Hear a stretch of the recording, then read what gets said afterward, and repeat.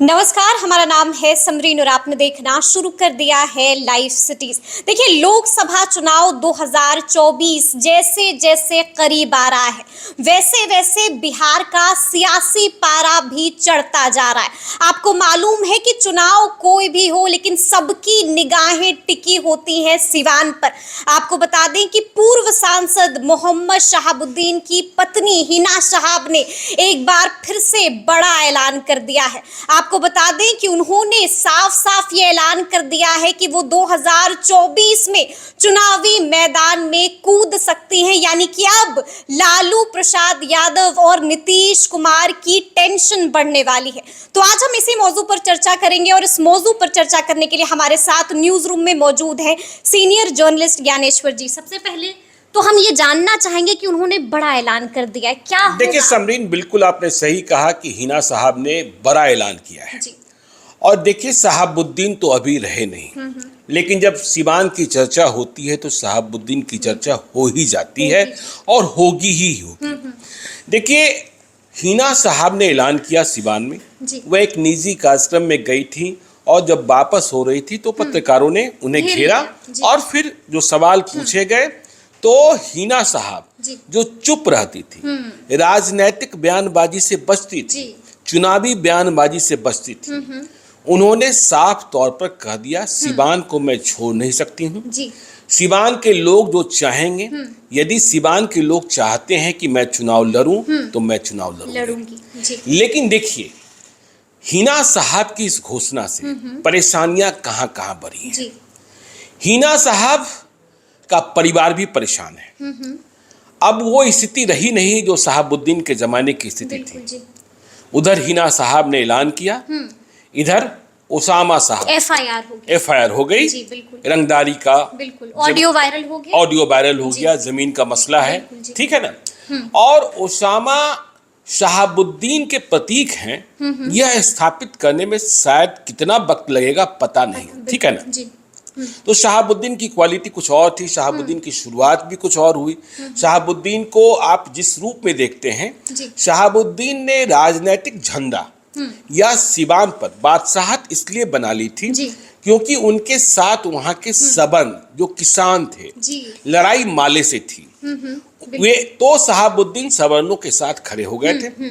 अब देखिए, हमने क्यों कहा और आपने सवाल भी पूछा कि हिना साहब की घोषणा से तेजस्वी यादव और लालू यादव की परेशानी क्यों बढ़ गई? नहीं, बढ़ गई कहीं। देखिए, आपको जब पता है, यह तो पता ही है कि जब शहाबुद्दीन दिवंगत हुए, अब तो है नहीं, तब से शहाबुद्दीन के परिवार से और लालू यादव के परिवार से एक तरीके से संवादहीनता की स्थिति है। संवादहीनता, हाँ जी, ठीक है, कोई संवाद नहीं होता है। लालू यादव की राजनीति अलग थी, लालू यादव के रिश्ते शहाबुद्दीन से अलग थे, लेकिन शहाबुद्दीन के परिवार से वैसा रिश्ता तेजस्वी यादव का नहीं है जो अब आरजेडी चला रहे हैं, जैसा रिश्ता लालू यादव और शहाबुद्दीन के बीच हुआ करता था। देखिए, शहाबुद्दीन एक बड़े शख्सियत थे, उनके आपराधिक रिकॉर्ड को छोड़ दीजिए, साहब बुलाते थे लोग। नहीं, साहब तो बुलाते थे, लेकिन चुनावों में देखिए, आपको हम एक स्मरण कराते हैं, नीतीश कुमार आरजेडी के विधायकों को तोड़ने की कोशिश कर रहे थे, कोशिश कामयाब भी हो गई थी। तब अवध बिहारी चौधरी बिहार विधानसभा के अध्यक्ष थे और शहाबुद्दीन जेल में थे। कुछ विधायक टूट गए, लेकिन बड़ी संख्या में विधायकों को टूटने से बचाने में जिस व्यक्ति का योगदान था वह शख्स शहाबुद्दीन था और वह जेल के भीतर से ऑपरेशन चला था, ठीक है। तो शहाबुद्दीन के साथ लालू यादव के रिश्ते अलग थे और तेजस्वी यादव का हिना साहब और ओसामा के साथ रिश्ते अलग हैं। तो देखिए, जब हिना साहब ने कहा कि मैं चुनाव लड़ूंगी, तो उन्होंने ये नहीं कहा कि हम किस पार्टी से चुनाव लड़ेंगे, बिल्कुल, ठीक है ना। तो यह रहस्यमय है और मुझे इस बात की उम्मीद नहीं दिखती है कि हिना साहब को या ओसामा को आरजेडी टिकट देने जा रहा है, नहीं दिखती इस बात, क्योंकि सिवान की स्थिति परिस्थिति भी कुछ दूसरी हो गई है, शहाबुद्दीन के रहते हुए भी और शहाबुद्दीन के जाने के बाद भी। देखिए, शहाबुद्दीन तो कभी चुनाव हारे नहीं, 2004 में वह आखिरी चुनाव जीते, जी। 2009 में, 2014 में, 2019 में जी। हिना साहब लगातार चुनाव लगातार हारती रही। 3 बार। हाँ, जी। चुनाव हारती रही। बिल्कुल। तो अब इस बात को आपको समझना होगा कि जब आरजेडी से टिकट नहीं तो फिर क्या सिवान की स्थिति बिल्कुल। परिस्थिति क्या हो जाती है। जी। शहाबुद्दीन के रहते रहते जो शहाबुद्दीन के प्रारंभिक मतदाता थे, जी। जी। जिनका नाम हमने लिया सवन जातियों का, भूमियार, ब्राह्मण, राजपूत, जी। वे ट्रांसफर हो चुके थे या कहें विभाजित हो चुके थे। उन पर बीजेपी ने पकड़ बना ली थी। जी। ठीक है ना। तो ये हालात वहां हो गए। कुछ दूसरे हालात हो गए हैं। तो इस बात को आपको यह समझना होगा कि जी। जब आरजेडी अलायंस टिकट नहीं देगा, शहाबुद्दीन की पत्नी हिना साहब वहां तीसरी उम्मीदवार होंगी। बिल्कुल। ठीक है ना। जी। तो लड़ाई आमने सामने की। लेकिन मैंने क्यों कहा कि लालू यादव, तेजस्वी यादव परेशान होंगे। लालू यादव अब भी कोशिश करेंगे किसी तरीके से हिना साहब को मनाया जाए। देखिए, चर्चा करने वाले लोग यह कहते हैं कि यदि आरजेडी को मुस्लिम मतदाताओं को साधे रखना है, अब तो देखिए बिहार कास्ट सर्वे की रिपोर्ट आ गई है और 17% आबादी मुसलमानों की दिखी है। और आरजेडी का जो वोट बैंक है वह MY समीकरण का वोट बैंक है। तो जो 17% आबादी है शहाबुद्दीन मुसलमानों की, शहाबुद्दीन किसी और के लिए कुछ भी हो, ये जो 17% मुसलमान हैं उनके लिए शहाबुद्दीन साहब हैं, उनके लिए शहाबुद्दीन हीरो हैं, आज भी भले न रहे हो। ठीक है ना। तो जब शहाबुद्दीन नहीं है और उनके परिवार को टिकट से बेदखल किया जाएगा या सिवान से बेदखल किया जाएगा तो इसका प्रभाव पूरे बिहार में देखने को मिलेगा। देखिए, तो इसीलिए यह बात कही जाती है कि एक कोशिश हो सकती है कि 2024 के लोकसभा चुनाव के पहले हिना साहब को कहीं सामंजित किया जाए। हिना साहब, देखिए अब शहाबुद्दीन की शख्सियत, हिना साहब को यदि भेजना भी होगा तो राज्यसभा से कम पर बात नहीं बनेगी, इस बात को समझिए। और इस परिवार की ताकत कितनी है। आपने गोपालगंज विधानसभा का उपचुनाव देखा। गोपालगंज विधानसभा के उपचुनाव में आरजेडी के उम्मीदवार मोहन प्रसाद चुनाव जीत रहे थे। चुनाव जीत भी जाते, नहीं हारते। लेकिन बात कहां अटक गई। बात अटक गई कि वहां ओवैसी का एक उम्मीदवार खड़ा हो गया। और उसने उतना मत लाया जिससे आरजेडी के उम्मीदवार की हार सुनिश्चित हो गई। और ये मत किसका था? ओवैसी का उम्मीदवार, मत मुसलमानों का। लेकिन मुसलमानों ने मत क्यों दे दिया ओवैसी के उम्मीदवार को, इस बात को समझिए। जब गोपालगंज विधानसभा के उपचुनाव का प्रचार शुरू हुआ था तो तेजस्वी यादव चाहते थे कि हिना साहब और ओसामा अपील जारी करें आरजेडी प्रत्याशी मोहन गुप्ता के लिए। लेकिन यह परिवार चाहता था कि तेजस्वी यादव पहले शहाबुद्दीन के गांव पहुंचे। बात यहीं फंसी रही और बात यही अटकी रही। इसी में गोपालगंज विधानसभा का उपचुनाव हो गया और आरजेडी को हार मिली। तो लड़ाई वहां तक पहुंची है कि किसके दरवाजे पर कौन जाएगा। शहाबुद्दीन का परिवार भी तेजस्वी यादव के दरवाजे पर जाने को तैयार नहीं है और तेजस्वी यादव भी शहाबुद्दीन के दरवाजे पर पहुंचकर कुछ देने को तैयार नहीं है। हाँ, तो ये लड़ाई है। अब देखिए, सिवान संसदीय सीट की बात करते हैं। सिवान संसदीय सीट पर माले भी अपना हक जता रहा है। हाँ? माले जिन सीटों की बात कर रहा है, माले आज महागठबंधन में शामिल है, इंडिया अलायंस में शामिल है और बड़ी ताकत के साथ शामिल है। माले ने हमेशा शहाबुद्दीन के खिलाफ सिवान में लड़ाई लड़ी है। तो अब जो माले चाहता है जिन सीटों को, उनमें 2 सीटें वह सबसे अधिक पसंद कर रहा है। आरा और सिवान। आरा और सिवान, ठीक है ना। तो 2 पर माले भी अड़ी है। तो वहां जैसे ही शहाबुद्दीन के परिवार को दिया जाएगा तो जो माले के साथ वोट बैंक रहा है, जो शहाबुद्दीन के खिलाफ लड़ता रहा है, फिर और सिवान को समझिए, सिवान में कभी मुसलमान और यादव एक साथ नहीं रहे। ठीक है ना। सिवान का समीकरण कुछ और है। हमने कहा ना कि शहाबुद्दीन के साथ संबंध थे, माले के साथ यादव थे। लालू यादव पड़ोस के गोपालगंज के रहने वाले, लेकिन माई समीकरण सिवान में नहीं चला। तो शहाबुद्दीन की पत्नी हिना साहब चुनाव कैसे लड़ेंगी उनकी जीत का क्या आधार होगा? चुनाव तो लड़ना ही लड़ना है। और जिस तरीके से परिवार परेशान है ओसामा साहब, लेकिन असर कितना होगा? जैसे ही आप शहाबुद्दीन के परिवार को सीवान से बेदखल कीजिएगा, टिकट से वंचित कीजिएगा, पूरे बिहार में इस बात का संदेश आ जाएगा।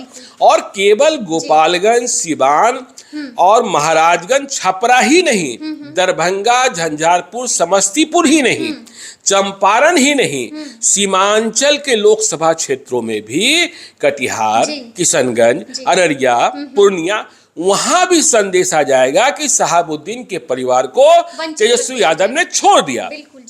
और फिर आपको पता ही है कि ओवैसी तो तैयार बैठे ही हैं। ओवैसी के मन में कितना गुस्सा भरा पड़ा है तेजस्वी यादव के प्रति, क्योंकि उनके जो विधायक जी थे, हाँ, उनकी पार्टी को तोड़ा था। तो वो, और जब भी आप देखते हैं जब बहस छिड़ती है मुस्लिम मतदाताओं के बारे में, मुस्लिम वोटर के बारे में, तो ओवैसी के समर्थक कहने लगते हैं कि नहीं, हमारी बातों सिर्फ ओवैसी करते हैं।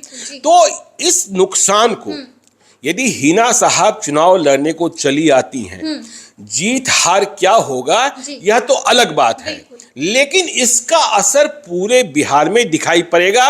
और आपको माई समीकरण में सेंधमारी दिखाई पड़ेगी। आप देख ही रहे हैं सीमांचल, जहां बीजेपी एनडीए अलायंस को लगता है कि सबसे अधिक चुनौती है। यदि 2014 के चुनावी नतीजे को देखेंगे, जब नरेंद्र मोदी प्रधानमंत्री बने, तो भाजपा का रथ कहां रुक गया था। भाजपा ने 2014 में न किशनगंज जीता, न पूर्णिया जीता, न कटिहार जीता, न मधेपुरा जीता।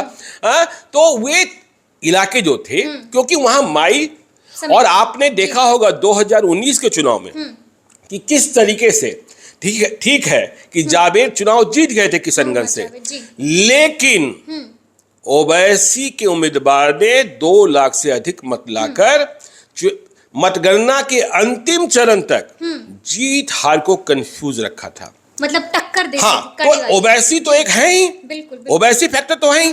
उस पर से शहाबुद्दीन के परिवार की नाराजगी, और शहाबुद्दीन के परिवार को यह लगता है, जिस तरीके से ओसामा पर केसेस हो रहे हैं, पहले चंपारण में हुआ, तब आपने बात भी की थी हिना साहब से, और उन्होंने आपको ही बताया था कि ओसामा तो पटना, बिहार में था ही नहीं।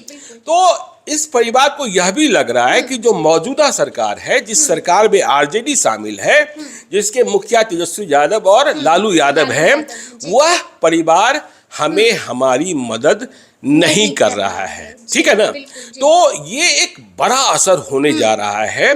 और इसे बस इतने में मत लीजिए कि हिना साहब ने उम्मीदवारी का ऐलान कर दिया।